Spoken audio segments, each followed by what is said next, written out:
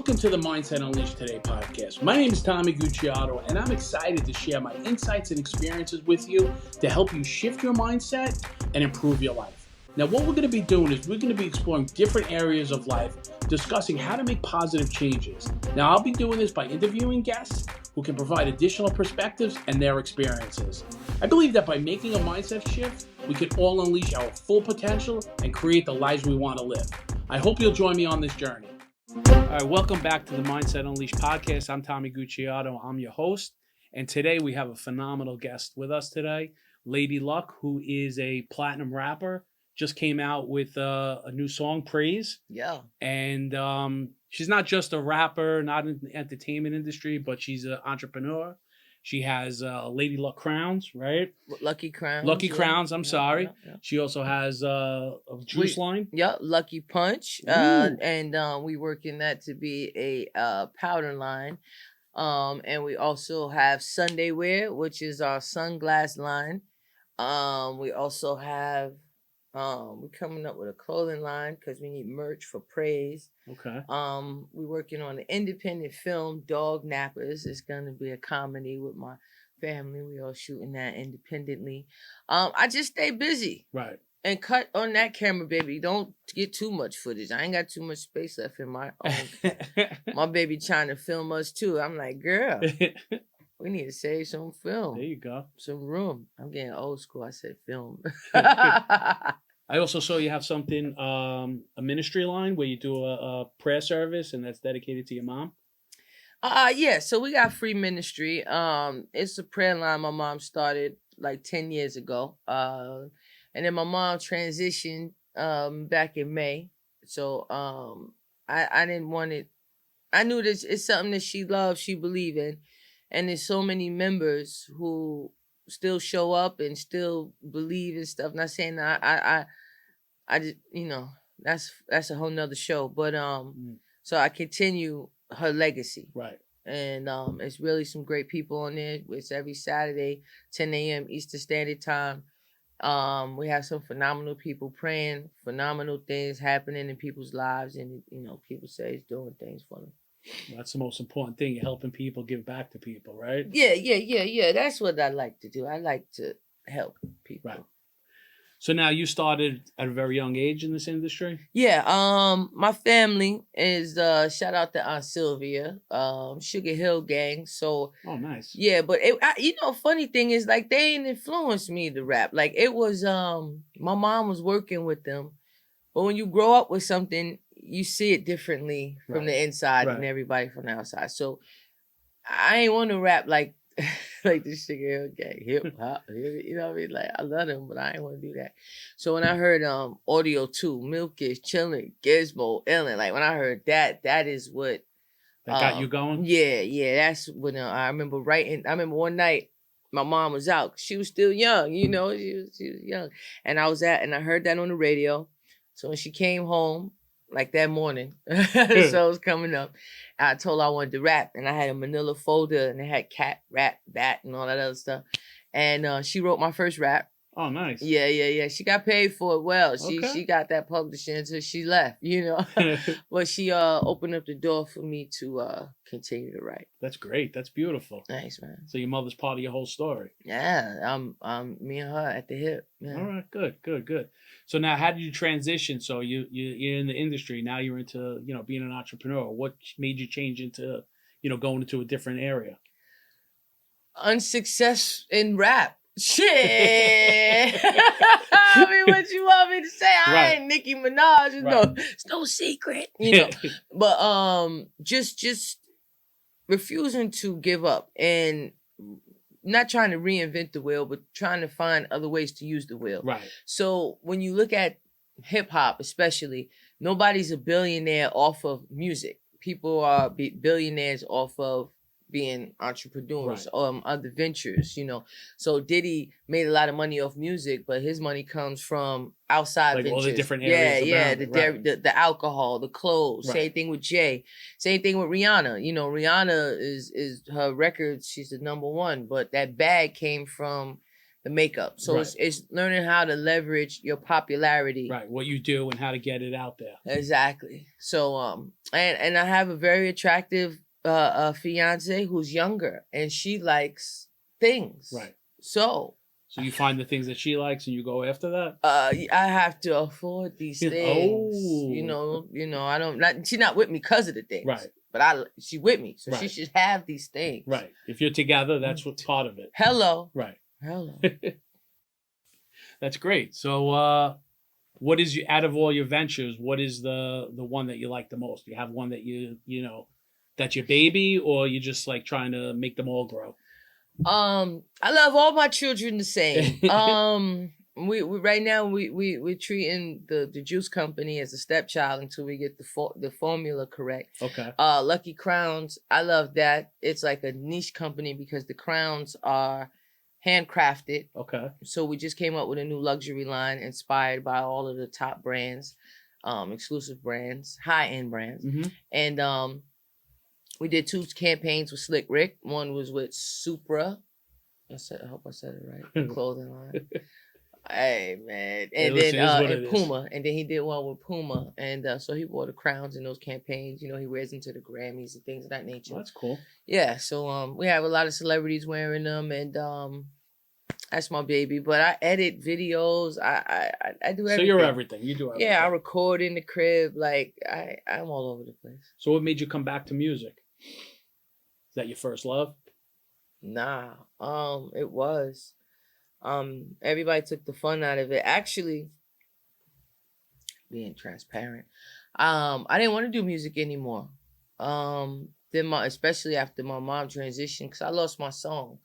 You know, I did everything in life because of her to just see her smile. So I lost my song, but I had songs already written. And then the irony of it is last year, while my mom was in the hospital for 3 months, like she was fighting for her life. You know, she's tough, and I'm watching all of these documentaries and everybody celebrate 50 years of hip hop. And my mom is the one, okay, so my family, Sugar Hill, my Aunt Sylvia, but my mother went state to state, station to station, convincing everybody to play hip hop. She said they like white girls, either white girls or white girls. Right. So to know her history in hip hop, and I'm watching all these documentaries and she's not mentioned, and I'm like, well, shit, I did something. Right. And we're not mentioning, I mean, not even the LGBT shit. I mean, gosh, I'm the first one. I blame this gay stuff not taking me where I need to go, back where I'm at, and I can't even make the documentary on Netflix. It was disrespectful. Right. So, but I'm quiet because it's a very, very, very rough year. So I can't focus on that, but that's just on top of the ham sandwich. Right.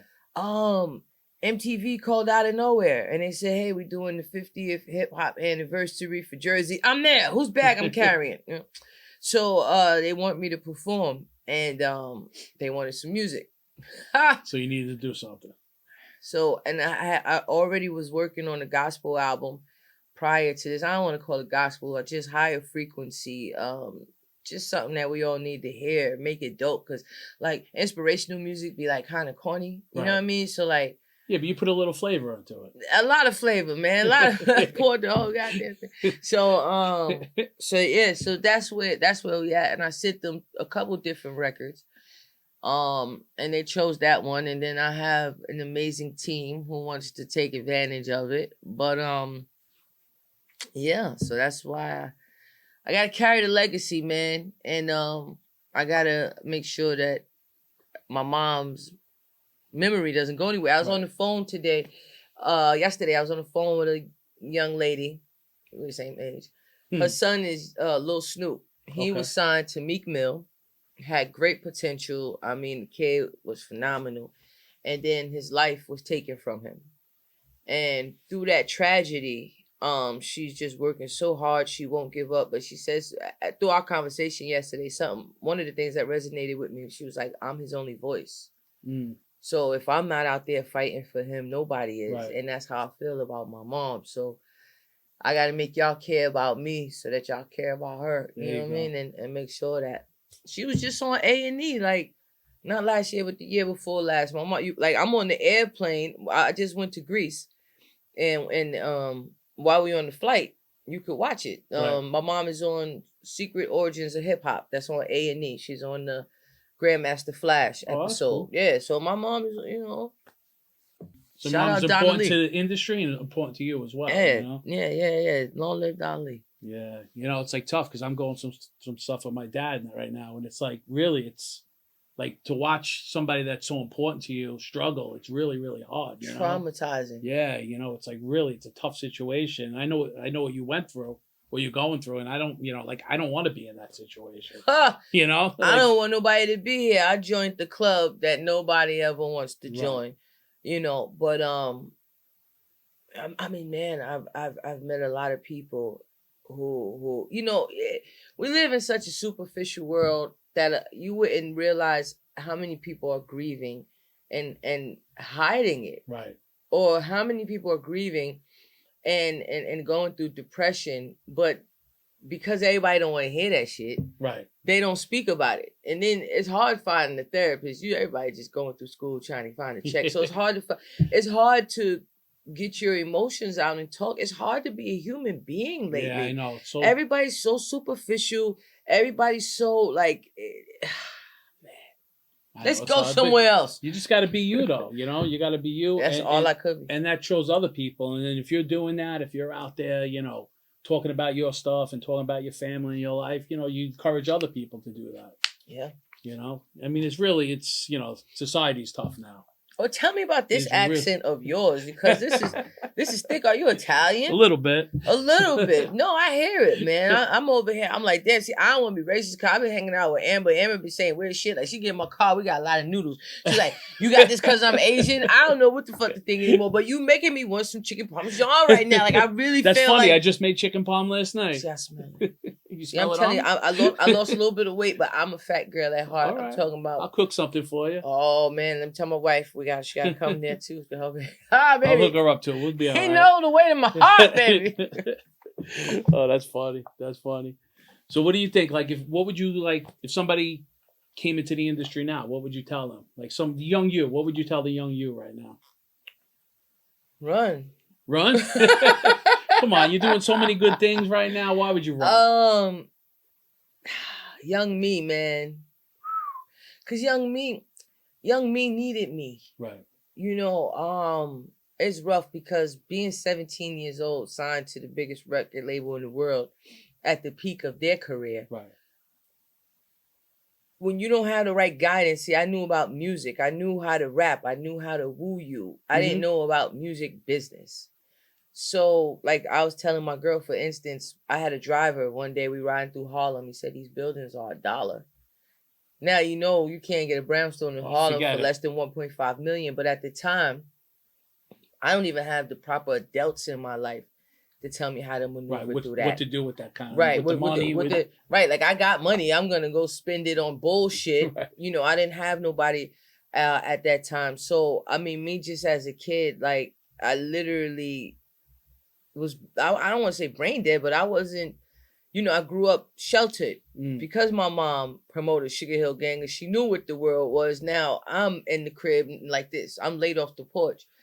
But so I go from being sheltered to having a record deal. I have no idea of what is real in this world and what's not. So I'm surrounded by people who are just surrounded by me because of what I have. Right, what you're doing and what Right. So I have friends. I don't even remember people's names, but I mean, I'm talking about I go on shopping sprees with clothes. I'm buying this one, that. I'm buying this one. So I lived the life of people being vampires. So I went through that with Def Jam. I'm even talking about my family. Like, Of course. I mean, sometimes they're the worst. Yeah. I'm talking about, so when you don't have any protection from any fucking body, and James Ellis was my manager. And I mean, shit, James fucked me up. And I'll say it. I'm calling names. I'm 40-something years old now. What the fuck? James is my manager. I'm in the studio. We shooting dice. He go tell DJ Enough, who's my A&R. Neither one of them know up from down. I'm paying you. Why is you telling the band the label is paying that? And I'm a kid. So at this time when I'm a kid, these grown men and grown women is holding shit against me. Right. They're robbing my fucking budget.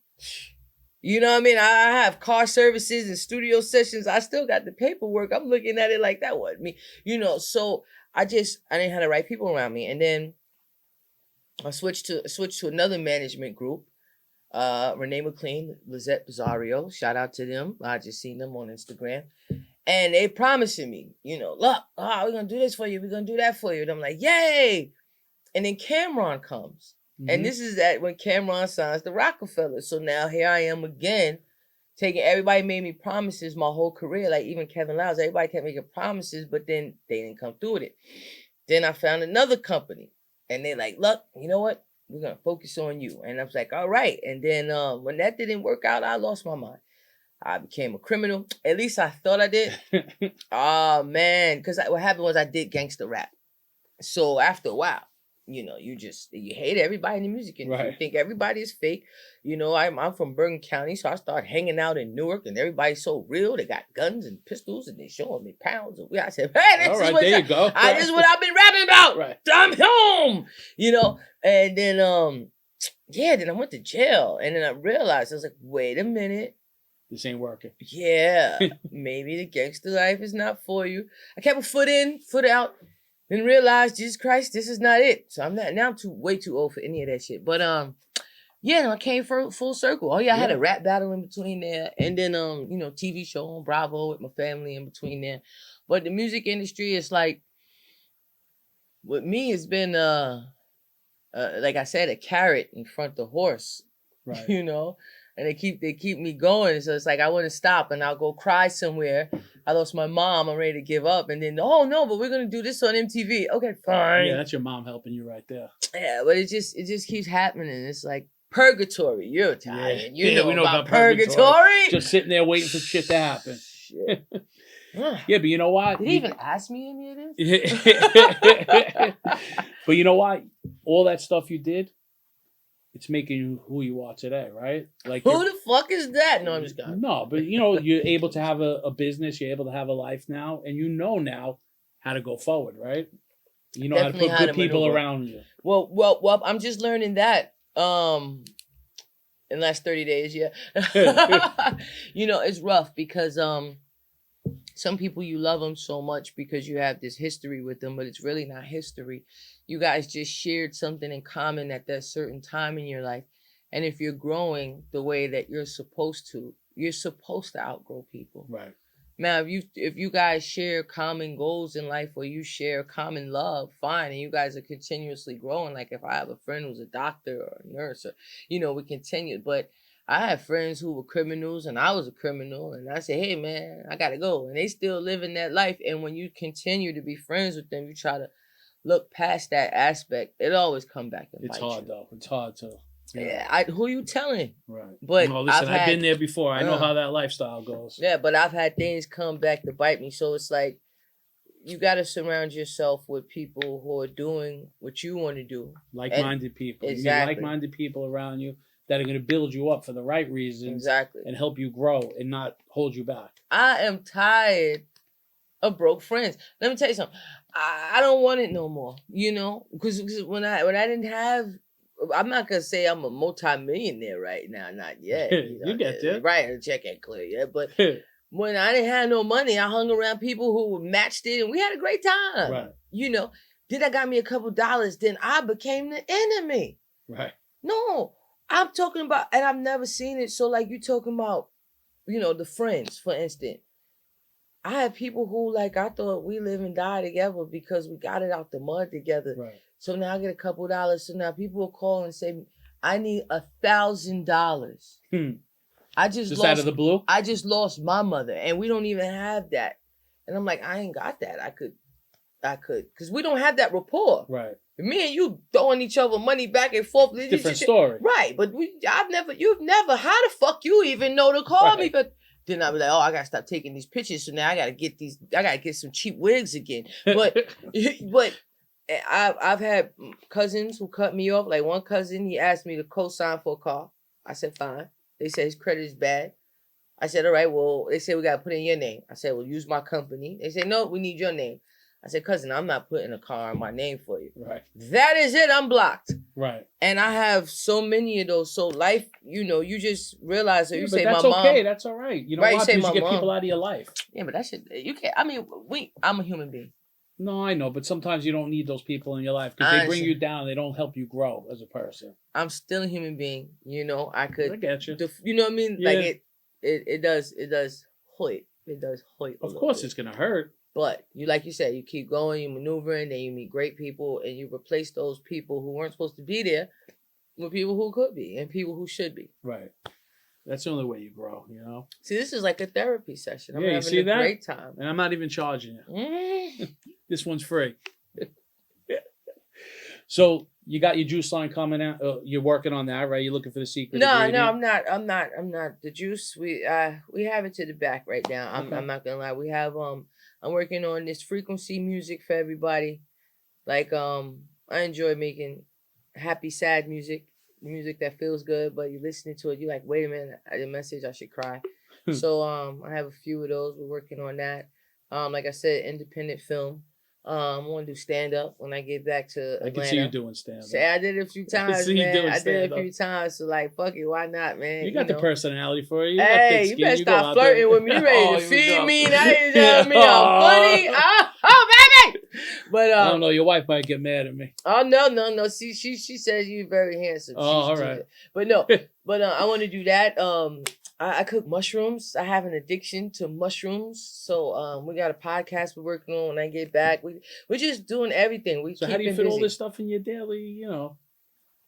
We don't. That's why we got to do it. Because like my sister, she's designing clothes. So her and my wife started designing clothes together. The mushroom podcast, I'm going to do that when I get home. So I'll do 5 episodes in one day. Yeah, you know what I'm saying? And then spread those out. We have the podcast that we're going to be working on. I don't know, whatever they want to do when I get home.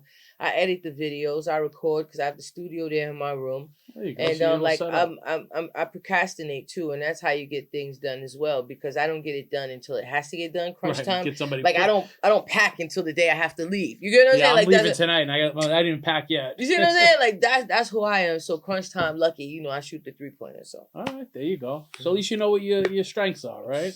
And you just work with them. We're working on them. A good team. There you go. You need good people around. Exactly. You have a good team, you can bullshit as much as you want.